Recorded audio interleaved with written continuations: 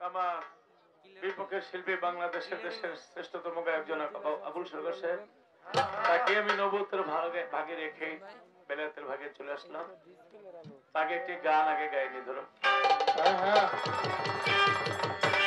অথই জলে মানিক পানি হইলে ডুবুরি, হায় হায় অথই জলে মানিক পানি হইলে ডুবুরি, হায় হায় অথই জলে মানিক পানি হইলে ডুবুরি রে তহিদ সাগর কঠিন পারি রে তহিদ সাগর কঠিন পারি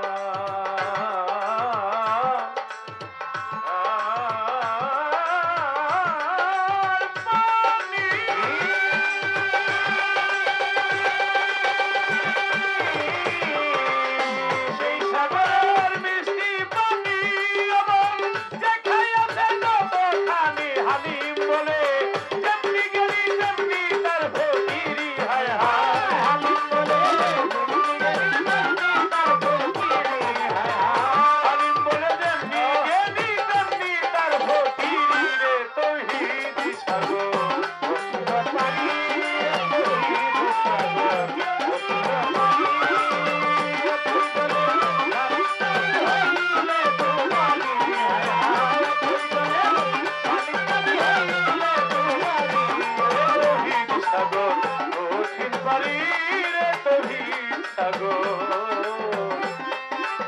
কঠিন পারি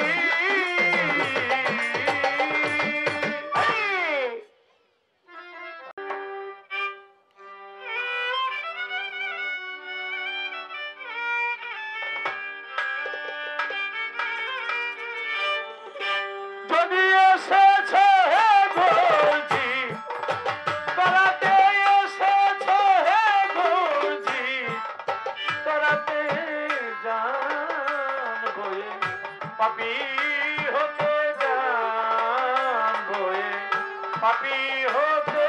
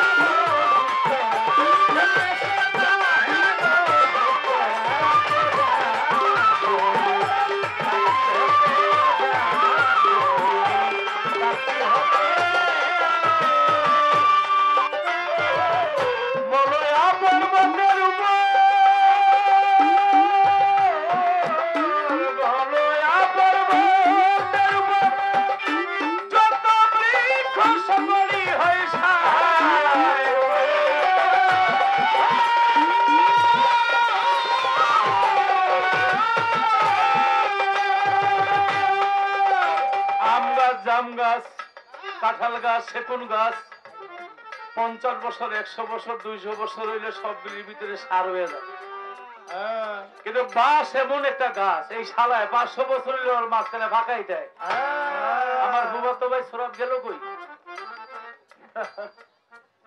আমার ভাই এই গানটা খুব পছন্দ করে তাই মনোয়া পর্বতের মধ্যে এত বাঁশ এত গাছ সবই সার হয়ে যায় তো বাঁশ এমন একটা গাছ এটার মাঝখানে ফাঁকা থাকে তবে হ্যাঁ দেখি মুরব্বীর বাঁশিটা এই বাঁশিতে আবার যখন উনি বাজায় কি নবী মোর পরশমণি, নবী মোর সোনার খনি, নবী নাম জপে যেজন সেই তো দোজাহানের। বাজাও।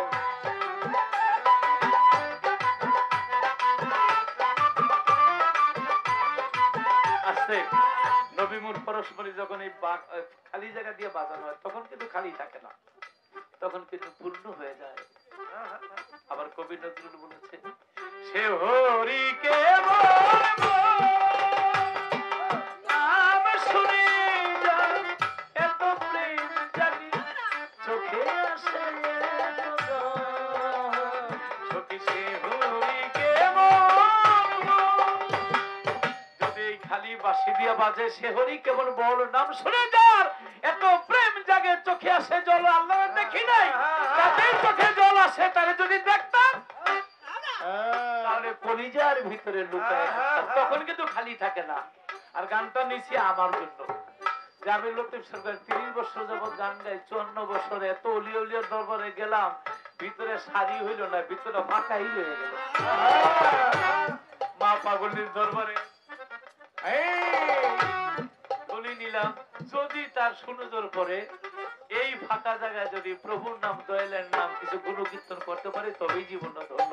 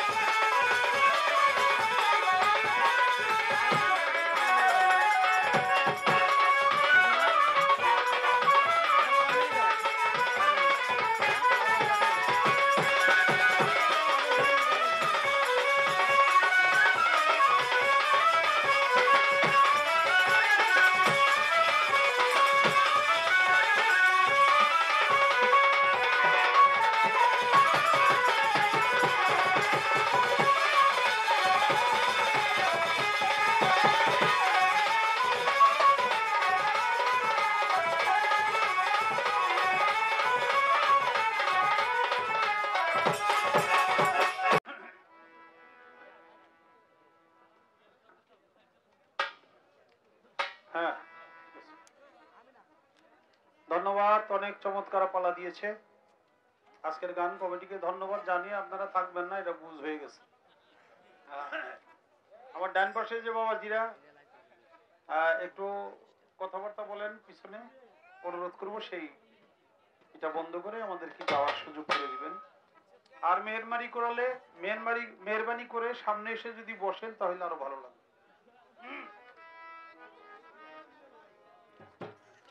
আজকের পালা হলো নবুয়ত এবং বেলায়েত। বাংলাদেশের স্বনামধন্য গায়ক লতিফ সরকার, তাকে গাইতে হবে বেলায়েতের ভূমিকা। আমি অধম আবুল, আমাকে গাইতে হবে নবুয়তের ভূমিকা। আমাদের উভয়ের জন্য আশীর্বাদ করবেন, দোয়া করবেন যেন আমরা ভালোভাবে যেই গুরুত্বপূর্ণ কথাগুলো আমাদের চেয়ারম্যান সাহেব বলেছে, আমরা সেই ধারাবাহিকতাটা যেন একটু রক্ষা করতে পারি।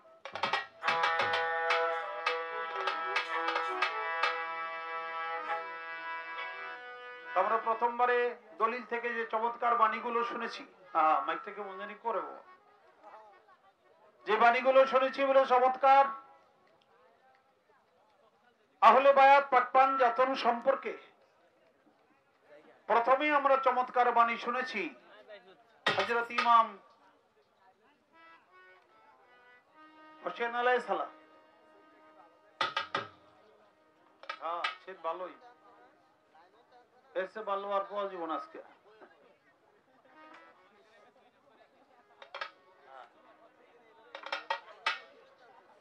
নবী করিম সাল্লাল্লাহু আলাইহি সাল্লামকে জিজ্ঞেস করে আপনি বড় না আমি বড়?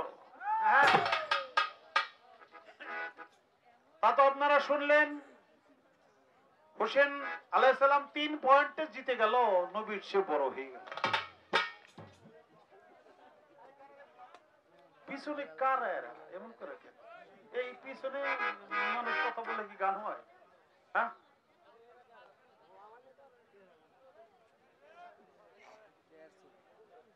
তার প্রথম পয়েন্ট হলো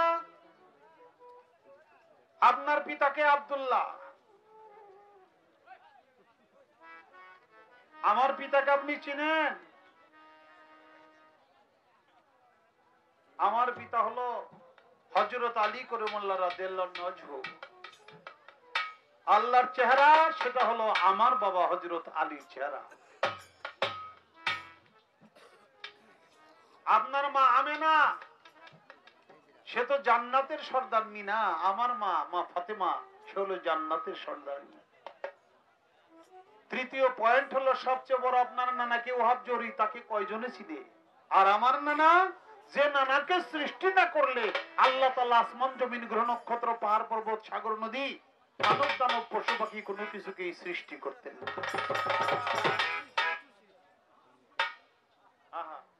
আল্লাহ কত জ্ঞান দিছে রে গো। মাইক দিয়ে অনুরোধ করি, তারপরে ওরা না শুনে ওই জায়গায় হা হা হা করে আসতেছে। তা আপনারা একটু দূরে যেয়ে হাসেন যদি হাসতেই হয়। গানের জায়গাটা ছেড়ে দিয়ে হাসেন, দূরে যেয়ে হাসেন, তাইলে ভালো হবে।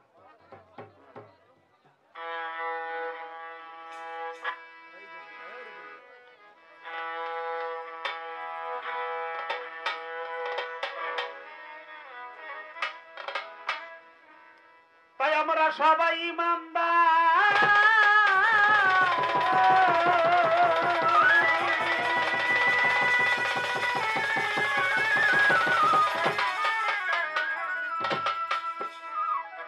ওরে ভাই আমরা সবাই ইমানদার, ওই ইমানটাই নবী সরোয়ার।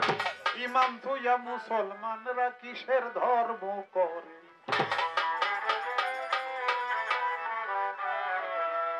নবী তুইয়া নামাজ লইয়া যাবি কি কবরে তোরা? নবী তুইয়া নামাজ লইয়া যাবি কি কবরে? আমরা সবাই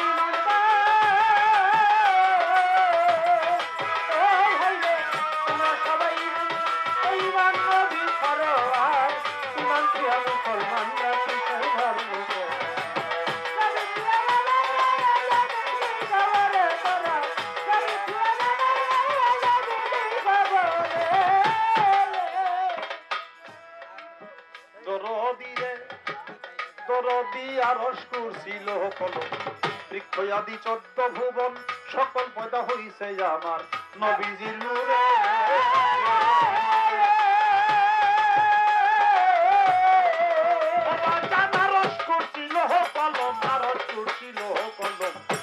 আদি 14 ভুবন সকল পয়দা হইছে আমার হুজুরের নূরে।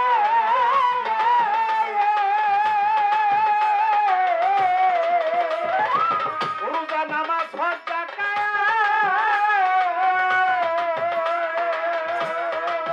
আর তাই রোজা নামাজ হজ যাকাত আর জাহেরি বাতন ইবাদত।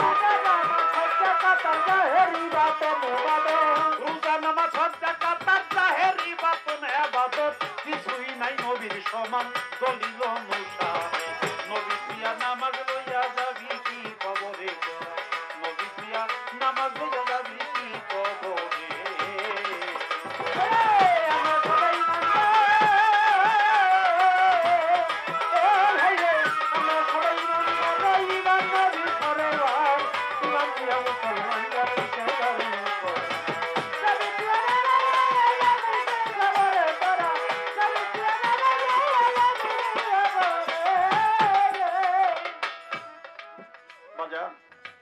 আমরা সবাই ইমানদার, ওই ইমানটাই নবী সরওয়ার।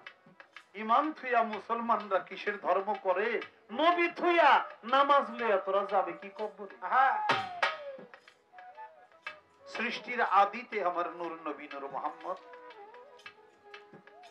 পৃথিবীর শেষ প্রান্তে নূর নবী নূর মোহাম্মদ, জান্নাতে আমার নূর নবী নূর মোহাম্মদ।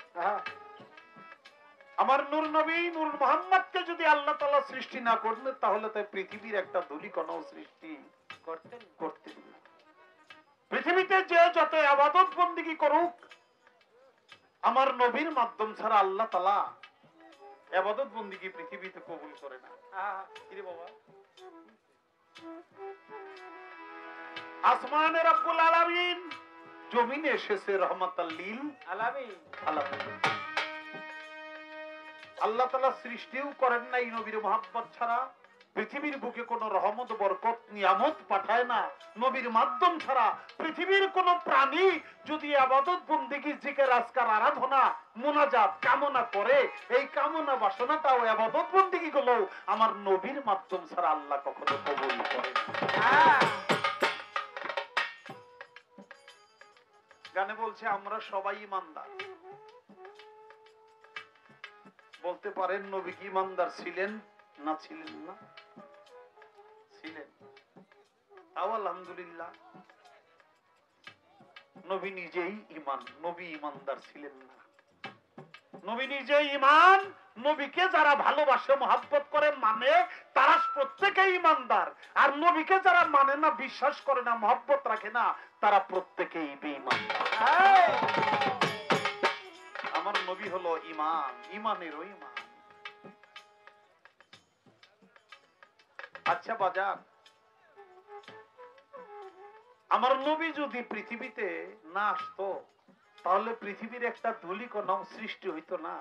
তাহলে নবী না এলে কি আমরা কখনো কোরআন পাইতাম না?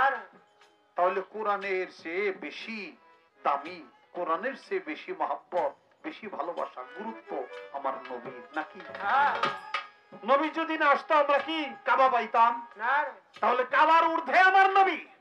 নবী না আসলে কি আমি নামাজ রোজা পাইতাম না? তাহলে নামাজ রোজার ঊর্ধ্বে আমার নবী।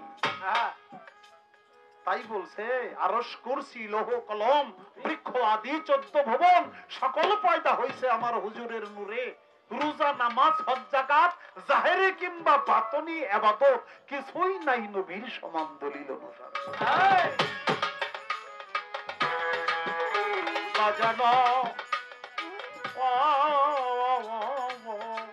ও যেমন লক্ষটা কাবা ভাঙিয়া, হাজারটা কোরআন জ্বালাইয়া, নবীর মোহাব্বত রাখলে হৃদয় মাঝারে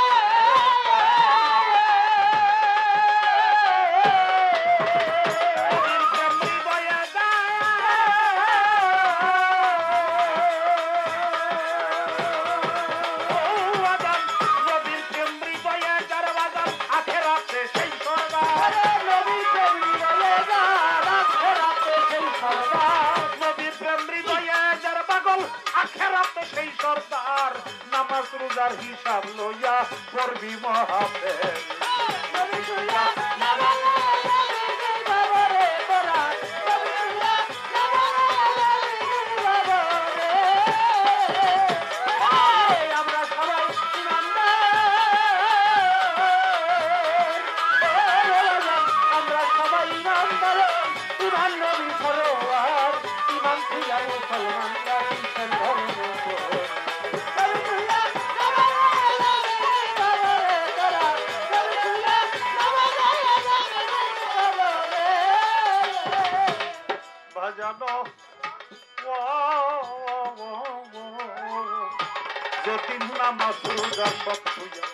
দেহের পাখি যাইব উড়িয়া, হাজির হইবি রে অন্ধকার কবরে।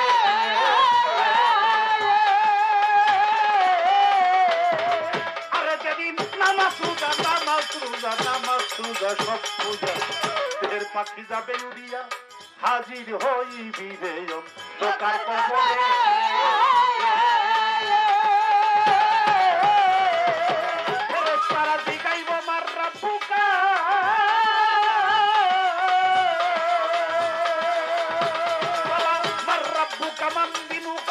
ششمن نبيك منتك منزلك ششمن نبيك من ربك من دينك ششمن نبيك নামাজ রোজার কথা সেদিন জিগাইব না কাউরে নবী পূজা নামাজ লইয়া যাবি কি কবরে তোরা নবী পূজা নামাজ লইয়া যাবি কি কবরে আমরা সবাই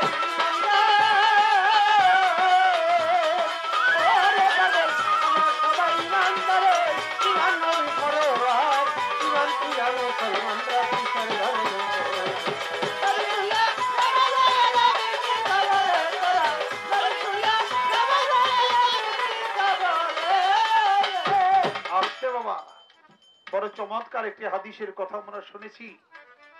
কারবালার প্রান্তরে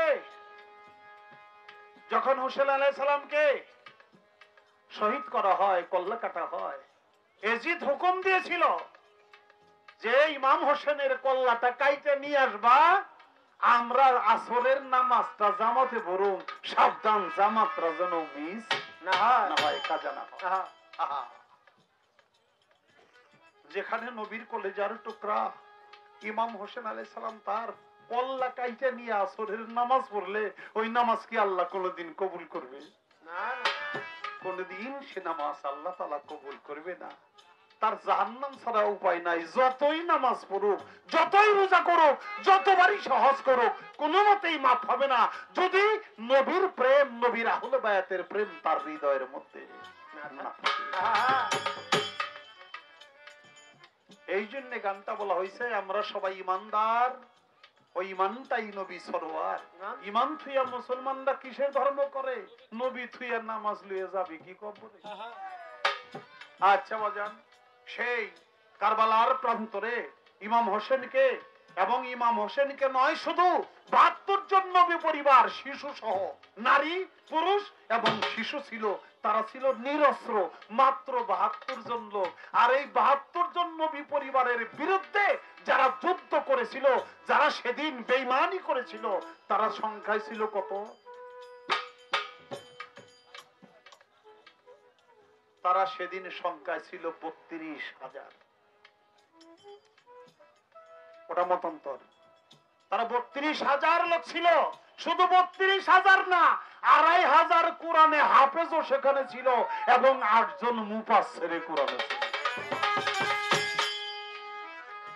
পৃথিবীর ইতিহাসে এত নির্মম ঘটনা যে ঘটলো, মুসলমানের প্রাণ হত্যা করলো, সেই দিন একজন হিন্দু ওই মাঠে ছিল না ইমাম হোসেনকে এবং নবী বংশকে হত্যা করার জন্য। একজন খ্রিস্টানও ছিল না, একজন ইহুদিও ছিল না, একজন নাসারা ছিল না। প্রত্যেকেই তারা মুসলমান বলে দাবি করে। তাদের প্রত্যেকের মাথায় টুপিও ছিল, মুখে দাড়িও ছিল, কপালে নামাজের দাগও ছিল।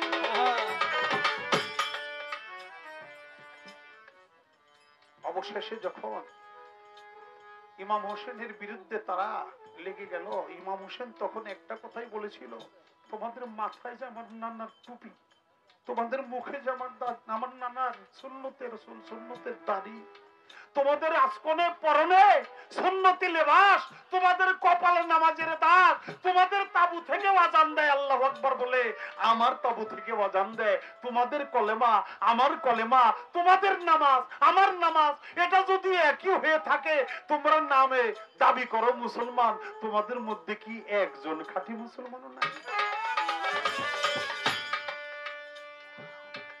তোমরা নাম কওয়াজতেই মুসলমান হয়ে গেলা, রয়ে গেলা, তোমাদের মধ্যে একজন ইমানদার মুসলমান নাই। কথা শুনে সেদিন ইমাম হোসেনের পক্ষে আরো কিছু লোকেরা এজিদের দল ত্যাগ কইরা নিশ্চিত তারাও শহীদ হবে, উপায় নাই, কারণ 32,000 জায়গায় মাত্র 72 জন, কোনো মতেই সম্ভব না। এটা যাই নাও, তারাই হোসেনের পক্ষ নিয়ে তারাও সেদিনই শহীদ হয়ে গেছিল। সবাই বলি সুবহান। নবীকে মহব্বত করতে হবে কি পরিমাণ! পৃথিবীর বুকে যত ধন সম্পদ, টাকা পয়সা, স্বর্ণ অলংকার, মাতা পিতা, স্ত্রী পুত্র কন্যা, জায়গা জমি, এবং কি নিজের জীবনের চাইতে যতক্ষণ পর্যন্ত নবীকে ভালোবাসবে না, মহব্বত করবে না, ততক্ষণ পর্যন্ত সে ঈমানে কামেল হতে পারবে না। তাই সবকিছু যাই নাই, তারা সেদিন ইমাম হোসেনের পক্ষ নিয়ে তারাও শহীদ শাহাদত বরণ করেছিল। আর যারা এই নবী পরিবারকে হত্যা করেছিল তারা একজন হিন্দু, বৌদ্ধ, খ্রিস্টান ছিল না, প্রত্যেকেই মুসলমান দাবিদার ছিল। আমার কাছে জিজ্ঞাসা করছে আমার ভাই লতিফ সরকার, নবীর বিশ্ব নবী। আচ্ছা, বিশ্ব নবী যদি হয় তাহলে নবীর হিন্দুরা মানে না, বৌদ্ধরা মানে না, খ্রিস্টানরা মানে না, জৈনরা মানে না, অন্যান্য কেউ মানতেছে না, খালি কেবল মুসলিমে কিছু মুসলমানরা মানে, তাহলে সে বিশ্ব নবী হইল কিভাবে? বাইরে আমি যদি উল্টা বলি স্রষ্টা হলো আল্লাহ এক, নাকি বাবা? একজন মাত্র স্রষ্টা, আর সব হলো সৃষ্টি। এই স্রষ্টারই তো কতজনে মানতেছে না, তাতে স্রষ্টার কি আসে যায়? কি বাবা, স্রষ্টারই তো মানুষ মানতেছে না ঠিক মতো, তাতে কি আসে যায়? স্রষ্টা যে এটা ঠিক। একটা বাপের 10টা বেটা, একটা মায়ের পেটে 10টা সন্তান হয়, ওই মা বাবার 10টা সন্তান, সব সন্তান একরকম হয় না। ল্যাংরা তুর কানাখুরা হয়, কেউ শিক্ষিত হয়, কেউ অশিক্ষিত হয়, কেউ মা বাবরে সেবা করে, আবার দুই একজন কুলাঙ্গার সন্তান আছে, তারা মা বাবারে লাঠি পিটাও করে না বাবা। এই ছোট করে না বাবা, এরকম অনেক ইতিহাস এই পৃথিবীতে আছে।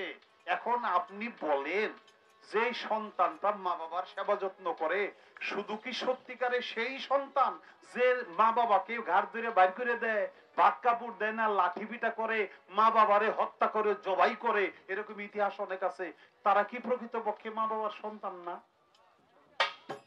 সন্তান। কিন্তু সন্তানের যে দায়িত্বটা, এই দায়িত্বটা সে পালন করে নাই। সে মানুষের জায়গায় অমানুষের কাজ করছে। মনুষ্যত্ব বোধ সে বিবর্জিত হইয়া, সে মানুষ হইয়া চতুষ্পদ জন্তু সম, অর্থাৎ চতুষ্পদ পশুর সমান সে কাজ করে। জন্ম যেই মা বাবা দিছে, এই মা বাবা দিছে, এই মায়ের পেটে যে হইছে, এটা কিন্তু অস্বীকার করার কোনো কায়দা নাই। আল্লাহর নূরে হলো নবী, নবীর নূরে হলো তামাম মাখলুকাত। এখানে হিন্দু, বৌদ্ধ, খ্রিস্টান, গরু, ছাগল, ভেড়া, বরকি, পাহাড়, পর্বত, চন্দ্র, সূর্য, গ্রহ, নক্ষত্র, যত কিছু আছে সবকিছু নবীর নূরে সৃষ্টি হয়েছে। কেউ স্বীকার করলে করুক, কেউ অস্বীকার করলে করুক। হিন্দুরাও নবীর নূরে, বৌদ্ধ নবীর নূরে, খ্রিস্টানও নবীর নূরে, মুসলমানও নবীর নূরে, গরু ছাগলও নবীর নূরে, অর্থাৎ পৃথিবীতে 18,000 মাখলুকাত, যত সৃষ্টি, সব সৃষ্টি আমার নবীর নূরে। যারা মানে তারা নবীর উম্মত, আর যারা মানে না, যারা মানে তারা হলো ইমানদার, আর যারা মানে না তারা সবাই বেঈমানদার। কথাটা কি বুঝে আসছে আপনাদের? আলহামদুলিল্লাহ, আল্লাহর নূরে নবী, নবীর নূরে তামাম মাখলুকাত। এই জন্য আমার নবী হইল বিশ্ব নবী, কারণ সারা বিশ্বটাই সৃষ্টি হয়েছে নবীর নূরে।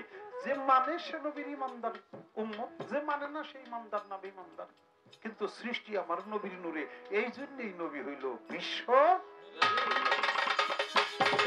বাজানো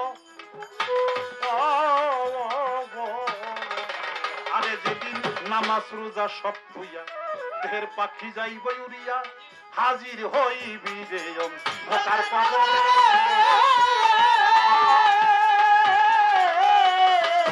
ফেরেশতারা কইব মার রাব্বুকা,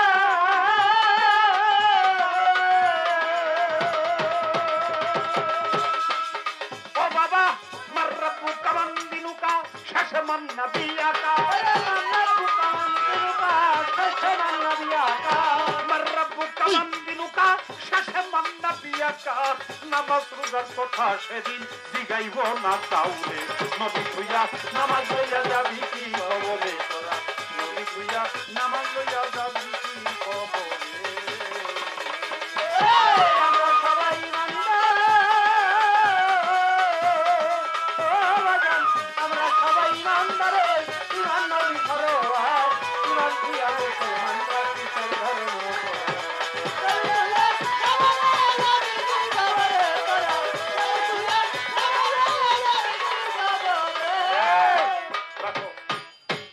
মুসলমান যখন কবরস্থ হয়, তাকে দাফন করে যখন 40 কদম দূর আসে, দুইজন ফেরেশতা কবরে ঢুকে না?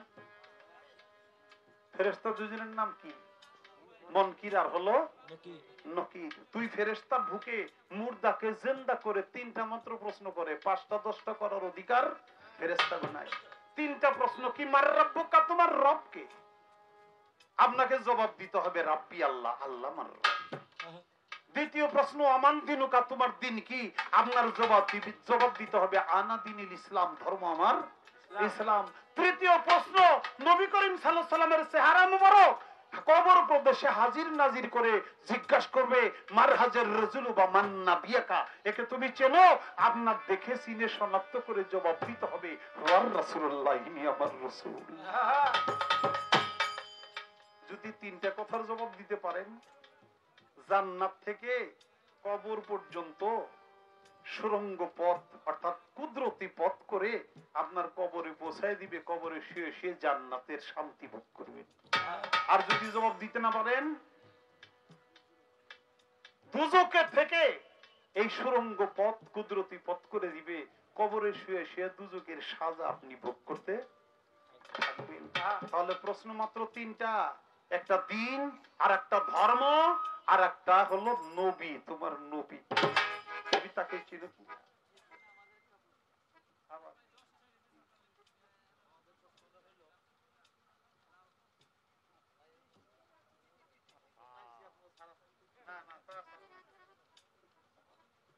কমিটির থেকে প্রশ্ন, কমিটির থেকে প্রশ্ন বড় ভাই আবুল সরকারের কাছে, কবরে 3 প্রশ্ন হবে, ওমান রাব্বুকা, ওমান দিনুকা, ওমান নবিয়ুকা।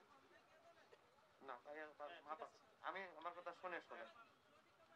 এখন এটা আমরা যারা মুসলমান এবং যারা খ্রিস্টান, আমাদের যাদের কবর হয়, আমাদের বেলায় কবরে যায় প্রশ্ন করে, কিন্তু হিন্দুদের পোড়াইয়া ছালি করে যায়, তাদের তো কবর নেই। এখন তাদের প্রশ্ন করবে কি? আর যদি করে তাহলে কি প্রশ্ন করবে? আর উত্তরটাই বা কি হবে? রঞ্জিত, আজকে তুই মরছাস, আমি মরছি। বড় চমৎকার একটা পয়েন্টের প্রশ্ন জিজ্ঞেস করছে। কথার জবাব দিতে পারলাম না পারলাম এটা বড় কথা না, প্রশ্ন শুনে মনটা কিন্তু বলছে। মানে আমরা কি বইতি, আমাকে সুরাব চেয়ারম্যানের বড় বইতি, এটা বুঝ হয়ে গেল। কারণ খ্রিস্টানরে কি প্রশ্ন করবে, বৌদ্ধরে কি প্রশ্ন করবে, হিন্দুরে কি প্রশ্ন করবে? কবরে কবরে মুসলমানকে প্রশ্ন করবে, এটা হলো মুসলমানের ধর্ম মতে এই কথাটা আসছে। হিন্দুরে বৌদ্ধরে খ্রিস্টানরে কি জিজ্ঞেস করবে এই কোন কথা দলিলে আসে। একটা মানুষ কবর দিল, তার বেলায় যখন 3টি প্রশ্ন করবে মুসলমান রে, এই মুসলমানটা পানিতে ডুইবা মরে না বাবা? পানিতে ডুবে যে মরে গেল, তার আর যদি কবর দেওয়া সম্ভব না হয়, লাশ পায় না, আছে না এরকম? তো লাশই তো পাইল না, তারে কি প্রশ্ন করবে? তার তো কবরই নেই, প্রশ্নটা কি করবে? তার প্রশ্ন কি মাপ না? তারও প্রশ্ন মাপ নাই, তারেও ফেরেশতারা জিজ্ঞাসা করবে মুনকির নাকির। এই কথাটাই প্রশ্ন করবে যাকে বাঘে খায়া বালাইছে। একটা মানুষ একটা বাঘের পেটের ভিতরে চলে গেছে, কবর দেওয়া তো সম্ভব না, কিন্তু তাকেও জিজ্ঞাসা করবে। কবর হলো এটা একটা দৃষ্টান্ত, যখন মানুষের শেষ নিঃশ্বাস ত্যাগ করবে, অর্থাৎ এই বডি আর কোনো মূল্য থাকবে না, তখন ওই ফেরেশতারা দুইজন জিজ্ঞাসা করবে। এটা বৌদ্ধকে, হিন্দুকে, মুসলমানকে, সবাইকে একই প্রশ্ন করবে। কারণ প্রশ্নটা হলো কি, তোমার রবকে, তোমার সৃষ্টিকর্তা কে, তোমার দিন কি, মানে ধর্ম কি? আমার ধর্ম ইসলাম। ইসলাম কি? ইসলাম অর্থ শান্তি। সনাতন কি? সনাতন অর্থ সত্য। যেটা সত্য ওইটাই শান্তি, যেটা শান্তি ওইটাই সত্য। এখানে নামকরণ করা হয়েছে ভিন্ন ভিন্ন, কিন্তু বিষয়টা একই। জল বলেন, পানি বলেন, ওয়াটার বলেন, যেমন শুধু ভিন্ন ভিন্ন নাম, বস্তুটা এক। তেমনি করে আপনি ভগবান বলেন, আমি আল্লাহ বলি, আর একজন গড বলে, যে যাই বলুক না কেন, সৃষ্টিকর্তা একজন, আমরা তাকে আল্লাহ নামে অভিহিত করি, ডাকি। তাই যদি সৃষ্টিকর্তা সম্পর্কে জিজ্ঞাসা করে, তাহলে হিন্দুরে, বৌদ্ধরে, খ্রিস্টানরে যারাই জিজ্ঞেস করুক একই প্রশ্ন, তার জবাবটাও একই দিতে হবে। ধর্ম সম্পর্কেও তাই, নবী সম্পর্কেও তাই। কারণ প্রত্যেক ধর্মের যে নবীরা আল্লাহ তাআলা দুনিয়াতে পাঠাইছিল, প্রত্যেক নবীরাই এসে এই আখেরি জামানার নবীর শুধুমাত্র প্রচারক ছিল। তারা হলো প্রচার সম্পাদক হিসেবে এসেছে, যে আখেরি জামানার নবী আসে তোমরা সবাই তাকে মানবে, এই ওসিয়তরাই করে গেছে। এই জন্য এই তিনটা প্রশ্ন হিন্দু, বৌদ্ধ, খ্রিস্টান, মুসলমান সবাই প্রশ্ন করবে। মরে গেলে ওই জলের ভিতরে চলে গেছে, কবর দেওয়া সম্ভব না, মাছের ভিতরে চলে গেছে, কবর দেওয়া সম্ভব না, তার কিন্তু প্রশ্ন করা মাপ নাই। বাঘের পেটে চলে গেলেও প্রশ্ন হবে, অর্থাৎ এই বডিটাকে প্রশ্ন কিন্তু করা হবে না। মূল বিষয়টা হলো এই জায়গায়। আমি বলার জন্য চেষ্টা করলাম, বেশি কিছু পারিও না, সবকিছু যে ভালো করে জবাব দিতে পারবো এটাও সম্ভব না। না অন্য বয়স হইলে প্রশ্ন করতেন না, আমার মনে হয় পড়তেন। আমার আপনি যত বড় বয়তি কইতেছেন, আমি কিন্তু অত বড় বয়তি নিয়ে চেয়ারম্যান সাহেব। আমার নামের সাথে একটা পদবি আছে, বড় বয়তি হইলো লতিফ সরকারের এক উস্তাদ আছে, তার নাম আবুল সরকার। আমি হইলাম ছোট আবুল সরকার। আমি যত বড়ই আপনারা বানাইবেন, আমি কিন্তু ছোট্টই। আমার নামের সাথে ওটা দলিল, আপনি তাই না আমার বড় করলে আমি বড় হব না। যাক, তাকে ধন্যবাদ, অনেক চমৎকার আমাদের চেয়ারম্যান সাহেব, অনেক চমৎকার প্রশ্ন করেছে। বলার জন্য চেষ্টা করলাম, যতটুকু আমার জ্ঞানে ধরা পড়ে ততটুকু। আমাকে আর একটা প্রশ্ন করছে, এই নবুয়ত সর্বপ্রথম কে দেখছে? নবুয়ত সর্বপ্রথম কে দেখছে?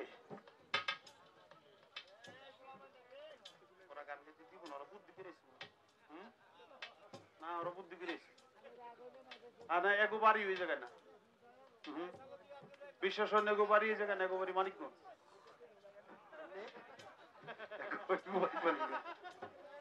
এগো বাড়ি মানিকগঞ্জ, মানিকগঞ্জ থেকে আসছে। মানিকগঞ্জ থেকে কিছু লোক আছে আমার, আমি যে গান গেতে যে ওরা এই গান করে।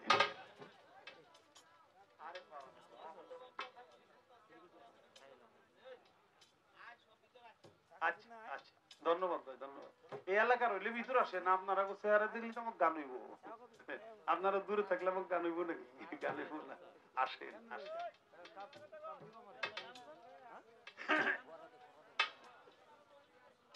তো বাবা, সর্বপ্রথম নবুয়ত কে দেখেছে? সর্বপ্রথম নবুয়ত আমার আল্লাহ তাআলাই দেখেছে। কেন আল্লাহ তাআলা দেখেছে?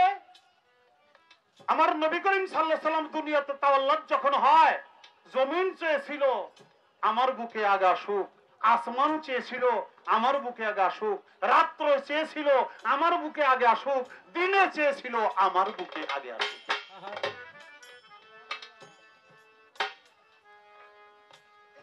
আর আমার আল্লাহ তাআলা সবার মনোবাসনা পূর্ণ করার জন্য না রাত না দিন, সবেও সাদেক, রাতের অংশ দিনেরও অংশ এই সময় এসেছিল। আর জমিন চেয়েছিল আমার বুকে আমার নবীর কদম মুবারক পড়ুক। আমরা প্রত্যেকেই জন্ম নেওয়ার সময় প্রত্যেকের মাথা আসে আগে, আমার নবীর কদম মুবারক এসেছে সর্বপ্রথম। সবাই বলি সুবহানাল্লাহ। কদম মুবারক সর্বপ্রথম এসেছে আমার নবী। আমার আল্লাহ তাআলা জিবরাইলকে বলেছিল, আমার হাবিব যার মহব্বতে আমি সবকিছু সৃষ্টি করলাম, যে হাবিবের মাধ্যমে আমি আল্লাহ তাআলার প্রকাশ হবে, সেই হাবিবকে আমি দেখার আগে যেন কেউ না দেখে। তখন জিবরাইল আমিন আমার নবী করিম সাল্লাল্লাহু আলাইহি সাল্লামকে একবার আরশে মুআল্লা পর্যন্ত নিয়ে যায়, 3 দিন পর্যন্ত আসমানি খেলা খেলে।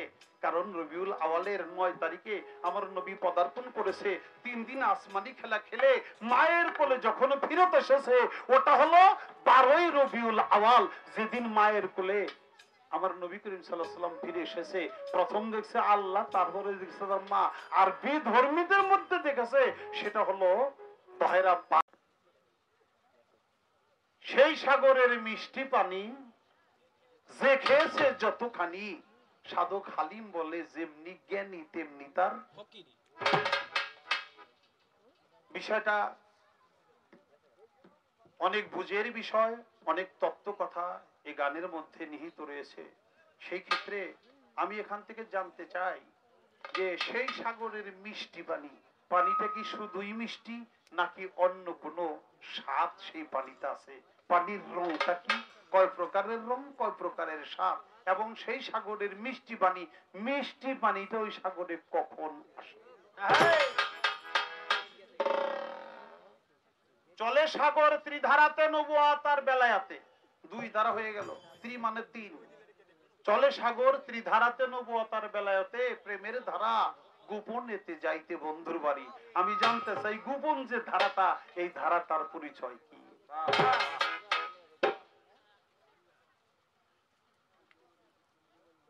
মানুষ শুয়ে থাকে, ঘুমায়, ঘুমানোর পরে স্বপ্নে দেখে, স্বপ্নে দেখে কেউ চমকে ওঠে, কেউ হাসে, কেউ কান্দে, যে যেরকম দেখে।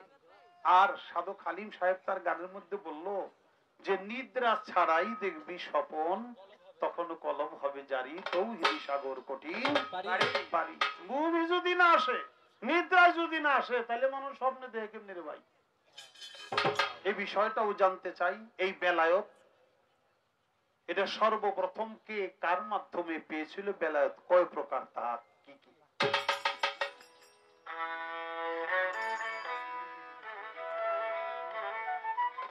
পড়িলে যাবে জীবে,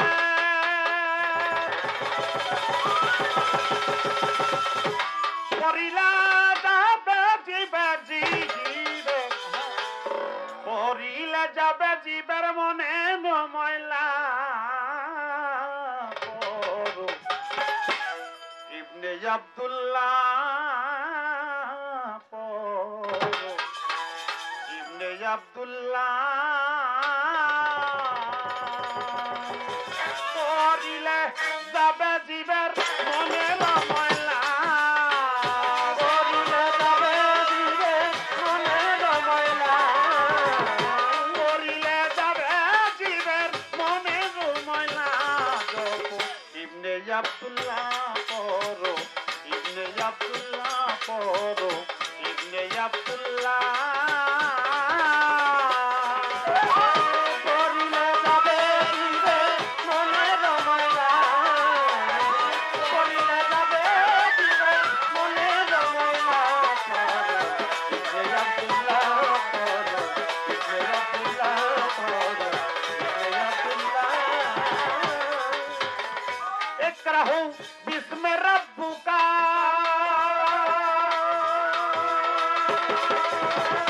আছে সূরা 30 পারা, নবীজি তা পড়ে না। ইকরাহু বিস্মি রাব্বুকা, আছে সূরা 30 পারা, নবীজি তা পড়ে না। জিবরাইল তা শোনে না, জিবরাইল তা শোনে না। মোহরে নবুয়ত দিলেন খোদা তাআলা। পড়ো ইবনে আব্দুল্লাহ পড়ো, ইবনে আব্দুল্লাহ পড়ো, ইবনে আব্দুল্লাহ।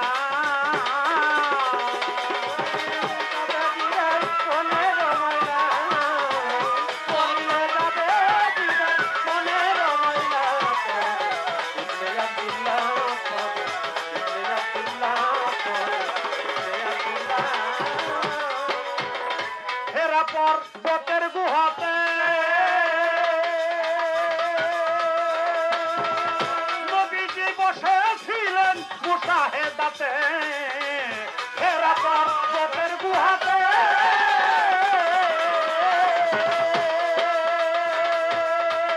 নবীজি বসেছিলেন মুশাহেদাতে। জিবরাইল হয়ে হাজির,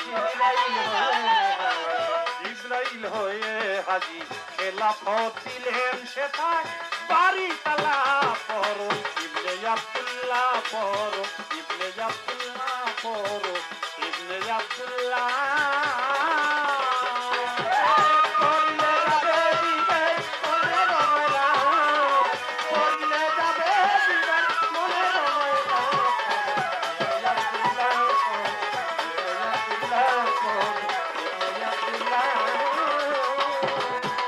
নবীর পৃষ্ঠে মহর নবুয়তরায় নবীজি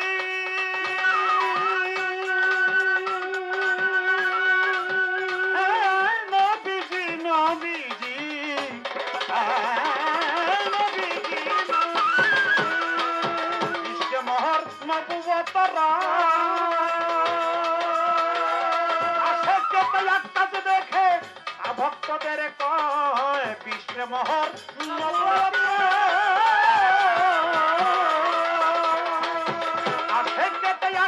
দেখে ভক্তদেরকে কয় লালন বলে এ ভেদ জানলে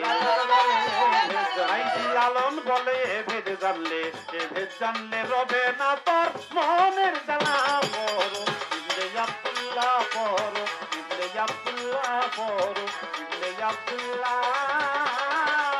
করিলে যাবে দিবের মনের রবাইলা করিলে যাবে দিবের মনের রবাইলা ইবনে আব্দুল্লাহ বড় ইবনে আব্দুল্লাহ বড় ইবনে আব্দুল্লাহ হাজারবার লক্ষবার কোটিবার যদি আপনি বলেন লা ইলাহা ইল্লাল্লাহ লা ইলাহা ইল্লাল্লাহ ওটা ঝুলন্ত অবস্থায় থাকবে আল্লাহর আরশ মহল্লা পর্যন্ত কখনো পৌঁছবে না যতক্ষণ পর্যন্ত আপনি না বলবেন মুহাম্মাদুর রাসূলুল্লাহ সাল্লাল্লাহু আলাইহি ওয়াসাল্লাম।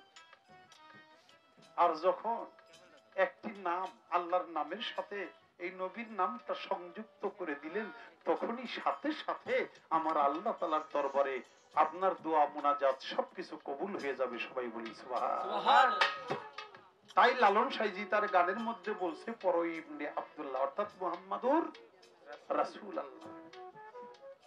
ইকরাহু বিসমে রাব্বুকা আছে সূরা 30 পারা, নবীজি তা পড়ে না, জিবরাইল তা শুনে না, মোহরে নবুয়ত দিলেন তথায় খোদা তাআলা পর ইবনে আব্দুল্লাহ। হেরা পর্বতের গুহাতে নবীজি বসেছিলেন মুশাহেদাতে, জিবরাইল হয়ে হাজির, খেলাফত দিলেন স্বয়ং বারী তাআলা পর ইবনে আব্দুল্লাহ। নবীর পৃষ্ঠে মোহর নবুয়ত রয়, আশেকেতে আকাশ দেখে অবশেষে ভক্তদেরকে কয় ফকির লালন বলে এ ভেদ জানলে এই মনে রবে না আর ত্রিতাপ জ্বালা পর পৃষ্ঠে মোহর নবুয়ত আশেকেতে আকাশ দেখে ভক্তদেরকে কয় পৃষ্ঠে মোহর নবুয়ত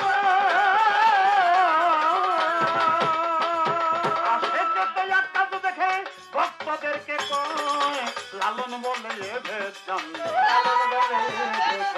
লালন বলে এ ভেদ জানলে যাবে মনের ত্রিতাপ জ্বালা পর ইবনে আব্দুল্লাহ পর ইবনে আব্দুল্লাহ করিলে যাবে দিবের মনের রমালা করিলে যাবে দিবের মনের রমালা ইবনে আব্দুল্লাহ পর ইবনে আব্দুল্লাহ পর ইবনে আব্দুল্লাহ